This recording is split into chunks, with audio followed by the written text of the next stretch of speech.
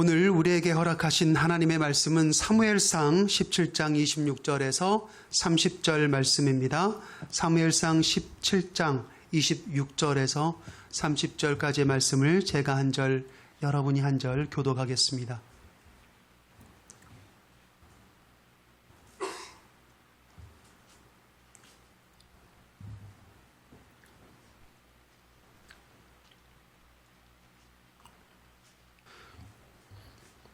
다윗이 곁에 서 있는 사람들에게 말하여 이르되 이 블레셋 사람을 죽여 이스라엘의 치욕을 제거하는 사람에게는 어떠한 대우를 하겠느냐.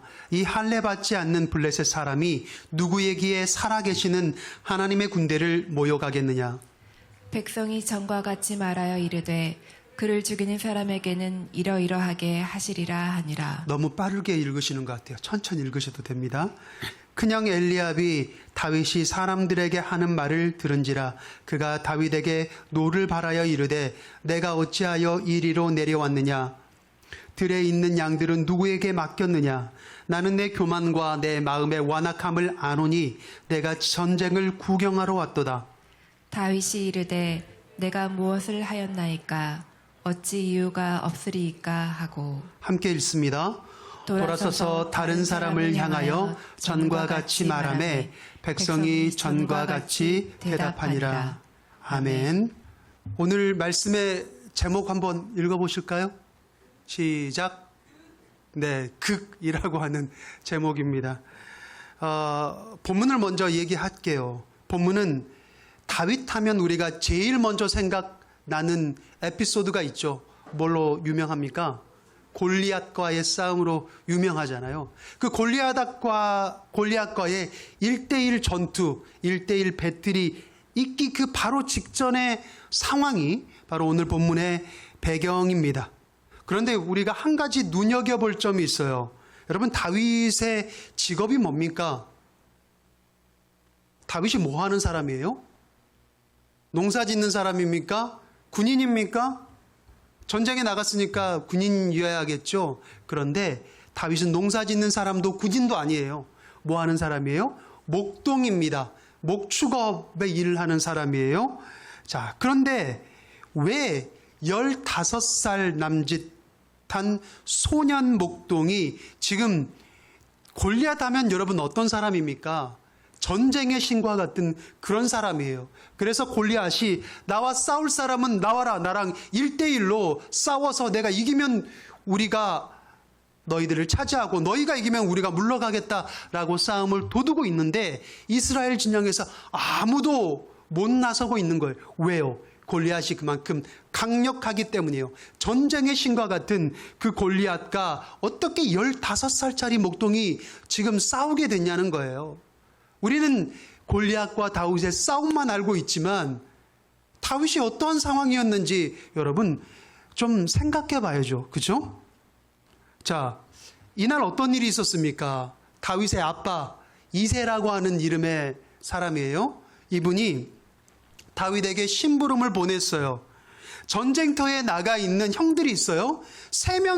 무려 3명이나 전쟁터에 나가 있는데 이 형들에게 도시락을 전달해주고 그리고 그들의 안부를 살피고 그 증표를 나에게 가져와라 심부름을 시켰습니다. 자, 그래서 다윗은 어때요? 아빠의 심부름을 갖다가 결국 계획에도 없었던 그리고 아무도 싸우려고 하지 않는 그 골리앗과 사실은 싸우게 된 거예요. 그런데 그런 다윗을 대하는 형의 태도가 오늘 본문에 그려져 있거든요. 근데 그 태도가 좀 거슬립니다. 그럼 뭐라고 이야기하죠? 28절의 말씀 우리 다시 한번 볼까요? 자, 형이 이야기하는 거예요.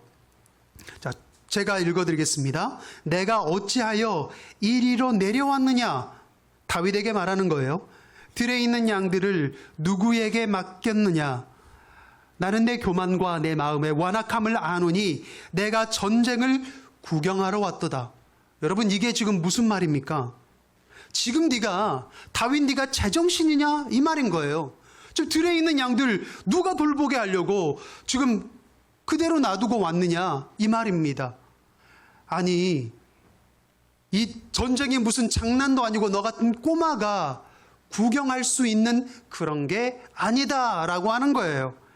여러분 뭡니까? 오늘 설교의 제목처럼 전형적인 뭐예요? 극입니다. 이 극이라는 말이 우리 부모님 세대는 뭔가 좀 익숙하지 않을 수도 있을 것 같아요. 최근에 비교적 최근에 유행하고 있는 그런 신조어라고 해야 될까요? 인터넷 밈에서 이렇게 시작된 건데 이런 뜻입니다. 상대방의 약점이나 어떠한 감정을 건드리는 거죠. 건드려서 기분 나쁘게 하거나 화가 나게 하려는 행동이나 그런 말을 말하는 거예요. 아마 제가 생각할 때 긁는다라고 하는 표현 있잖아요. 거기에서 온 게 아닐까 그런 생각을 해봅니다. 자, 큰형 엘리압의 긁을 우리가 28절을 통해서 봤어요. 그런데 어때요? 이거 한두 번 해본 솜씨가 아니구나 그런 생각이 들지 않습니까? 그런데 반대로 다윗의 입장에서 보면 또 그래요. 한두 번 당해본 듯한 것이 아니다라는 생각도 들어요. 다윗의 반응이 바로 뒤에 나옵니다. 되받아치는 말이 뭐라고 되어 있습니까? 29절에 다윗이 이르되 내가 무엇을 하였나이까? 우리말로 하면 뭐예요? 아니 내가 뭘 했다고 또 나를 그렇게 못살게 구느냐, 나를 갈구느냐 그런 얘기죠. 이유가 없겠습니까? 이유가 없으리까? 이 말은 제가 무슨 틀린 말 했습니까? 그런 의미인 겁니다. 그런데 여러분 사실 이 글에는요 조금 우리가 생각하는 것 그 이상의 슬픈 사연이 있어요.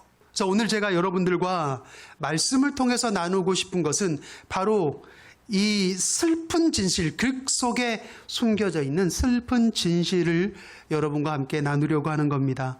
대부분의 사람들이 골리앗을 생각할 때 어떤 이미지가 제일 먼저 떠오릅니까? 다윗 하면 영웅이죠. 골리앗을 쓰러뜨린 영웅이라고 생각을 하고요. 또 어떤 이미지가 있습니까? 공부를 해보신 분들은 통일 왕조를 이룬 왕. 그렇게 생각할 수도 있고 또 뭐니 해도 하나님께서 가장 인정하시고 사랑하시는 왕. 그래서 서구권에서 가장 많은 남자의 이름이 뭐라 그래요?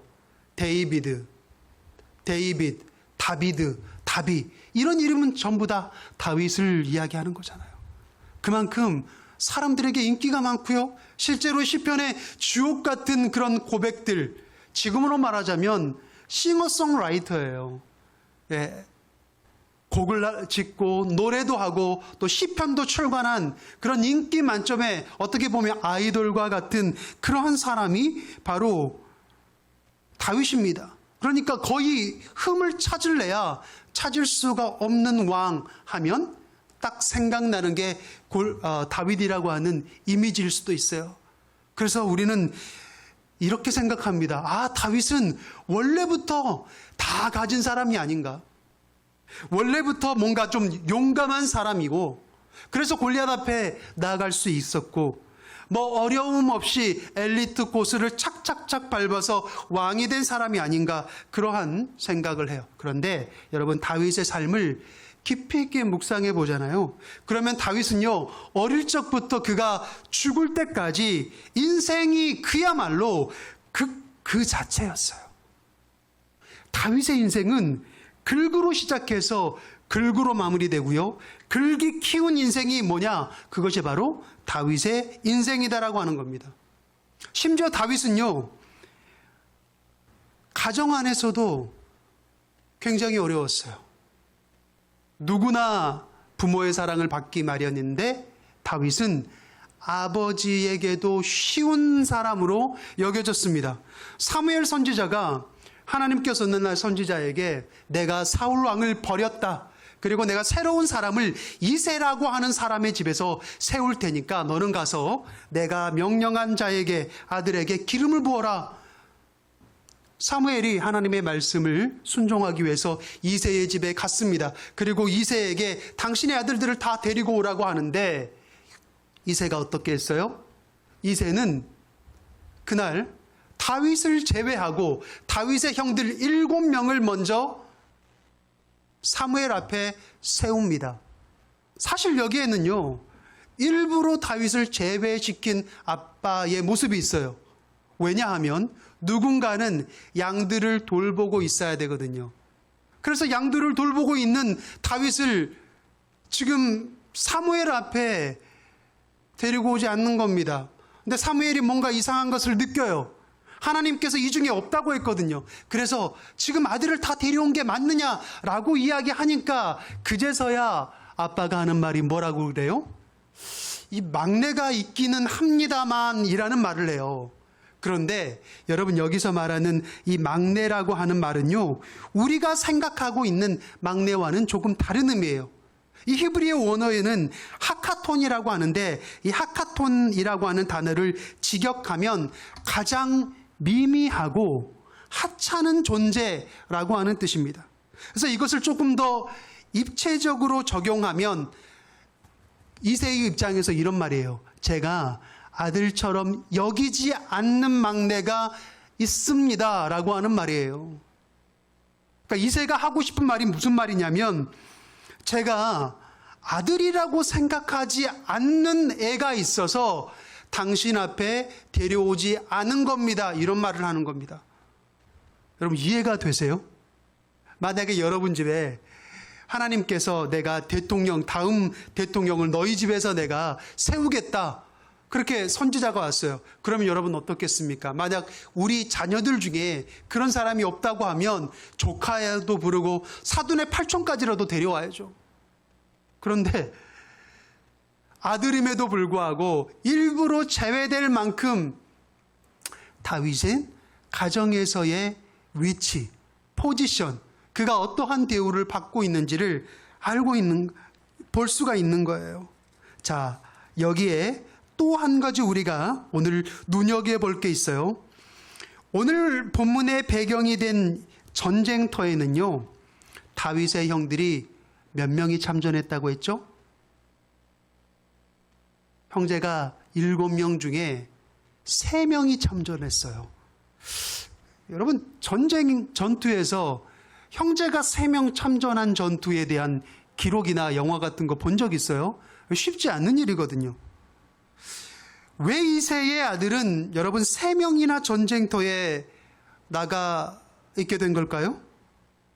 물론 나라가 동원령을 선포했으니까 그랬나 보다라고 쉽게 생각할 수 있어요. 자, 그런데 그 시대의 군대는요, 지금 우리가 생각하고 있는 군대와 너무나 많이 다릅니다. 물론 이 시대에도 동원령은 있었어요. 그러나 이 시대에는요, 충격적인 사실이 있습니다. 아무나 군인이 될 수가 없었어요. 그리고 내가 저 전쟁터에 나가고 싶어요 라고 나라에 가서 신고한다고 해서 아무나 전쟁에 나갈 수 있는 시대도 아니었어요. 이해가 되십니까? 어떤 분들은 이렇게 생각할 수 있어요.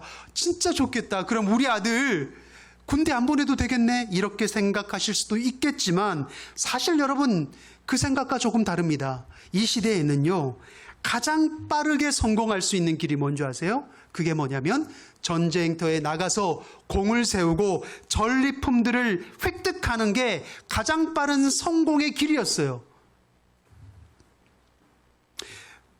지금은 어떻습니까? 요즘 들어서 전쟁이 좀 많기는 해요. 그런데 전쟁이 일어나는 게 요즘 시대에 쉽지 않죠. 정말 예민한 일이고요.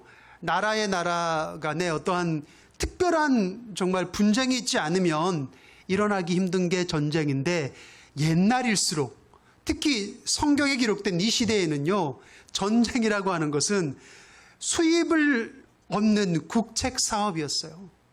지금 뭐 담배도 팔고 나라가 뭐 이런 사업들을 하잖아요. 그런데 그때는 세금도 잘 안 거쳐요. 그리고 사업이라고 하는 것도 농사를 크게 짓는 것도 아니고요. 그냥 목축업과 그 외에 별로 약간의 업, 이 정도밖에 없어요. 그러니 나라가 적극적으로 돈을 벌어야 돼요. 그게 뭐냐면 전쟁을 통해서 얻는 겁니다. 그래서 물론 전쟁에 나가서 죽는 게 당연히 두렵겠죠. 그러나 그럼에도 불구하고 이 시대 사람들에게, 특히 남자들에게 전쟁터에 나갈 수 있다라고 하는 것은요, 환상이었어요. 나라와 특히 가족을 위해서 내가 정말 자랑스럽게 나갈 수 있는 그런 뿌듯한 일이었습니다. 자, 그렇다면 왜 아무나 전쟁에 나가지 못했을까? 옛날에는요, 지금처럼 군대에서 따로 무기를 주지 않습니다. 이해가 되세요? 따로 무기를 주지 않아요. 전쟁에 나갈 무기는 전쟁에 참전할 자가 알아서 준비해 오는 겁니다. 여러분 왠지 아세요? 너무 비쌌어요. 무기가. 해도 너무 비쌌어요. 더군다나 여러분 그때는 총이 아니라 칼과 창 같은 게 이제 무기잖아요. 근데 뭐가 필요합니까? 철을 생산해야 돼요. 그런데 이스라엘 쪽에는 철이 나지 않아요. 수입을 해야 됩니다. 어디에서 수입을 해야 되냐? 오늘 적군으로 만난 블레셋 땅에서 철이 생산이 되는데 이 철 생산을 블레셋이 독점하고 있었어요. 그래서 사무엘상에 보면은요, 이러한 내용이 기록되어 있었습니다. 블레셋 사람들은 이스라엘 사람들에게 철을 팔았다가는 그 사람들이 창과 칼을 만들까봐 두려워서 그들에게 팔지 않았다라고 하는 기록이 남아 있어요. 심지어는 그래서 이스라엘 진영의 군대에서 철로 된 칼과 창을 가진 사람이 누구였냐? 사울 왕과 그의 아들, 왕자겠죠? 요나단이라는 이 왕자 두 사람만 철로 만들어진 철제 창과 칼을 가지고 있었다라고 기록될 만큼이에요. 자, 그런데 여러분, 철제 무기가 아니더라도 청동검 있잖아요. 청동검만 하더라도 이게 지금으로 치면 고급 빌라, 고급 주택 정도, 집 한 채 정도 되는 고가의 가치였어요. 여러분, 제가 거짓말하는 것 같죠? 역사 다큐멘터리 다 검색해 보시면 나옵니다. 정말이에요. 그런데 지금 보세요. 오늘 다윗의 집에 형들이 몇 명이 참전했다고요? 한 명이 아니라 3명이 참전했다고 했잖아요. 자, 그러니까 여러분 정리해 볼까요? 고급 주택 한 채만한 가격의 칼 한 자루라도 있어야, 준비가 되어야 나갈 수 있는 그 전쟁터에 이새의 집에서는 무려 어때요? 아들을 1명도 아니고 3명이나 지금 보냈다는 거예요. 그러면 이새의 집이 엄청 부자였을까? 저는 그렇게 생각되지는 않습니다. 이것은요, 일단은 이새가 얼마나 이 세 아들에게 거는 기대가, 세상적으로 너희들이 성공했으면 하는 기대가 컸는지를 말해주는 것이고요. 이것을 이루기 위해서, 전쟁터에 보내기 위해서 무장을 시켜야 되잖아요. 근데 칼 한 자루도 고급 빌라 한 채만큼 한다고 했잖아요. 자, 그러면 어떻겠어요? 집안에 있는 거 없는 거 다 긁어 모아서 팔아서 준비했다는 거고, 그것도 부족하면 담보대출 받아서 보냈다는 거예요. 여러분, 이게 보통 투자가 아니잖아요.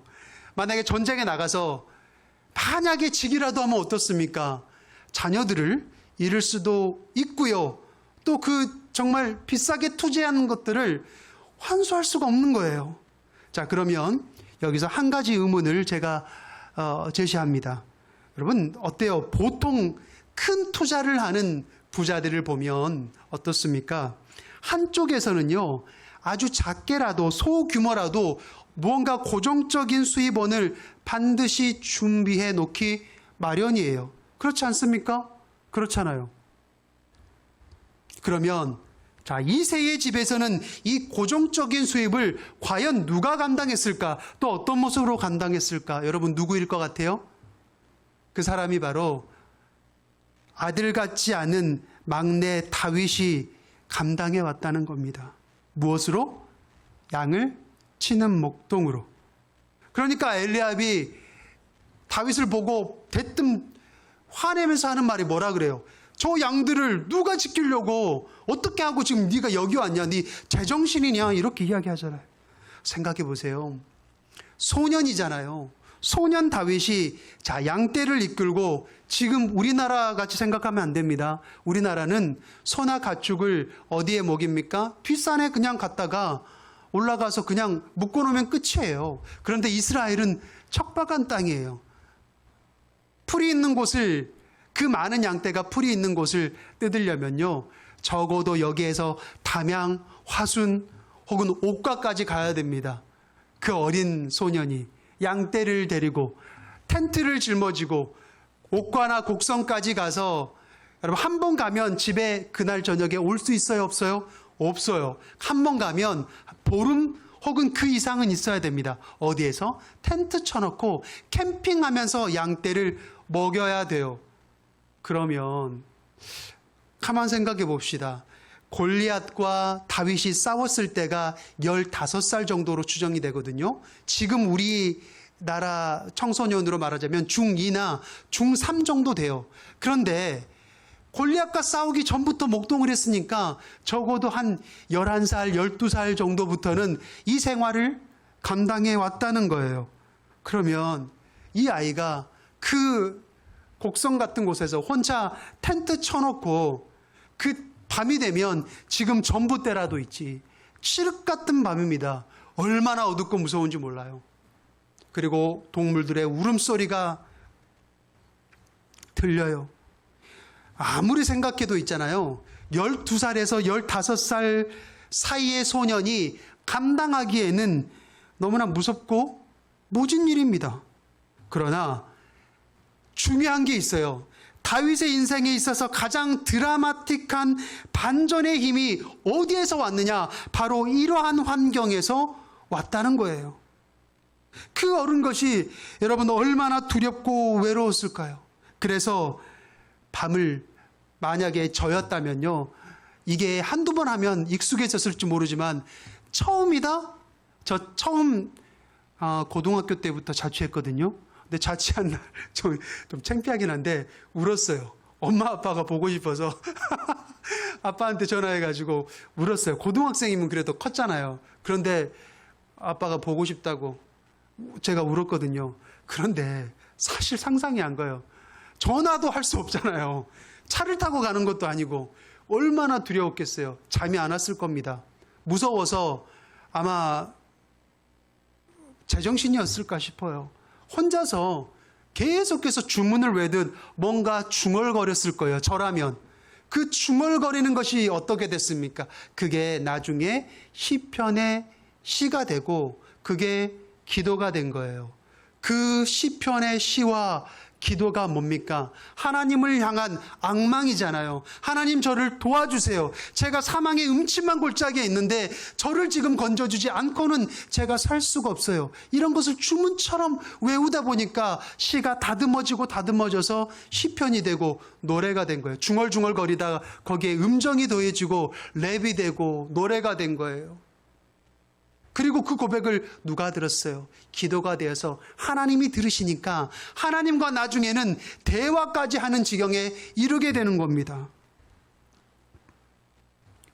거기에서 오는 놀라운 신앙적 통찰이 오늘 본문에 나와 있잖아요.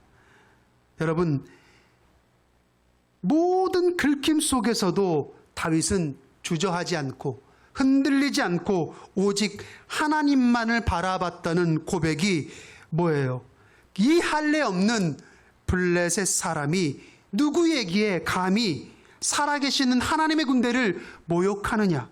그리고 나중에 이런 고백을 합니다. 전쟁은 여호와께 속한 것인즉 그가 너희를 우리 손에 넘기시리라. 사랑하는 성도 여러분, 값비싼 무기들로 무장한 그리고 훈련으로 단련된 형들이 다윗에게는 3명이나 있었어요. 그런데 그들은 세상의 도전 앞에, 골리앗 도전 앞에 성공을 위해서 값비싼 거 훈련돼서 나아갔지만 아무것도 못했어요. 세상의 경력이 우리 아이들을 성공시킬 것 같죠. 우리 아이들을 위해서 좋은 대학교, 또 되도록이면 많은 라이센스가 필요한 것 같고 많은 인맥이 필요한 것 같죠. 그런데 골리앗과 같은 세상에 도전이 올 때 그거 아무짝에도 쓸모없습니다. 그런데 세상에서는 여러분 힘도 못 쓰는 사람이 꼭 하는 실수가 있어요. 그게 뭔지 아세요? 자신을 위해 희생하는 사람에게는 세상에서는 말하지 못하고 이 사람을 극한다는 거예요. 그 대상이 다윗이 되는 거예요. 그런데 반면 오늘 세상의 모진 극들은 다 당하는 15살 난 이 다윗은 어떻습니까? 무기도 없어요. 전쟁 경험 없어요.